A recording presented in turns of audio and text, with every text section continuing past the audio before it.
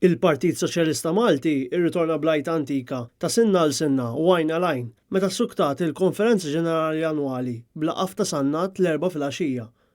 Dan meta l-eks mexxej Laburista Alfred Sant li huwiet mill-favoriti ta' Muscat insista li issa hu żmien li tirritorna din l-għajta, slogan li għal ħafna snin kienet assoċjata mal-politika ta' konfrontazzjoni adottata minn dan il-partit li llum qed imexxi l-Gvern.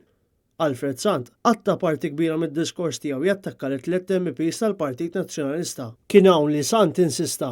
Li ġej jridu jkunu għaddejjin bl-għajta antika, bl-għajta qawwija, sinna għal sinna u għajna lajn.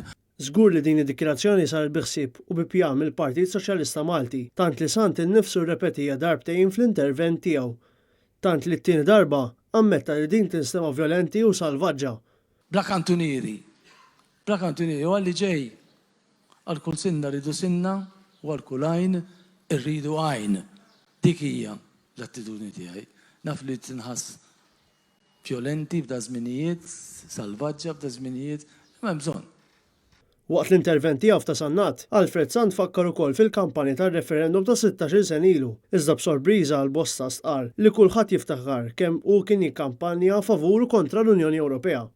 Fit-tmiem id-diskors, Sant ħeġġeġ il-partitari preżenti sabiex jagħmlu minn kollox ħalli s-Soċjalisti Maltin jeleġġu 5 siġijiet minn 6. Fl-elezzjoni li ġejja issa tal-Parlament Ewropew ir-rebħa tagħna terġa' tkun. Fil-Konferenza Ġenerali Annwali f'ta' Sannat, kif sar fil-ġurnata ta' qabel, intervjena l-kap tal-Partit Soċjalista Malti Joseph Muscat li ma tkellem xejn ġdid minn dak li issem fl-ewwel sessjoni tal-konferenza mlaqqa f'Ħal Tarxin.